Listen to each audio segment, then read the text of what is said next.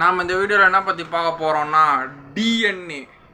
இந்த வாரத்தோட செம ஹிட்டு படம், செம த்ரில்லர், மெடிக்கல் ஸ்கேம். ஒரு புது குழந்தை பிறந்தா அதோட திருட்டுத்தனம், அதை மெடிக்கல் ஹாஸ்பிட்டலில் என்னென்ன ஸ்கேம் பண்ணுறாங்க, திருடுறாங்க, என்னென்ன க்ரைம் பண்ணுறாங்க. ஒரு தரமான ஒரு இன்ஸ்பிரேஷனாக அந்த படத்தை எடுத்து வச்சுருக்காரு நெல்சன் வெங்கடேசன் சார் அவர்கள், டைரக்டர். அதர்வான ரொம்ப நாள் கழிச்சு ஒரு ப்ரில்லியண்ட் ஆக்டிங் செமையாக பண்ணியிருந்தார். கடைசியாக ஒரு படம் அந்த பூமராங், ஈடி, அதுக்கப்புறம் நான் அவர் நடித்த படம் அவ்வளோ பார்த்ததில்லை. செம போதை ஆகாதே, அதெல்லாம் ரொம்பலாம் எனக்கு அவ்வளோ ஹிட்டு தந்த மாதிரி தெரியல.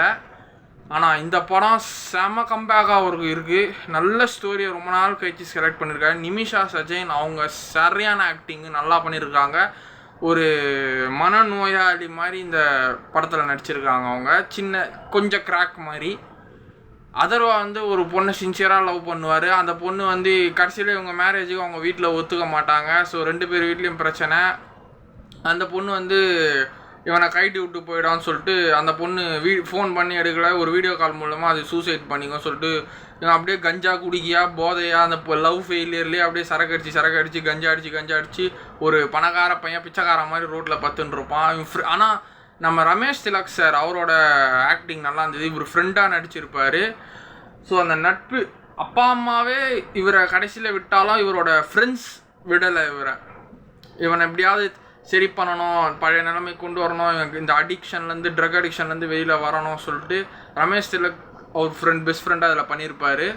ஸோ எப்படியாவது இவர் அந்த அடிக்ஷன்லேருந்து வெளியில் கொண்டு வரணும் சொல்லிட்டு நல்லா அந்த ஸ்க்ரீன் பிளே நல்லா ஒர்க் அவுட் ஆகிருக்கு.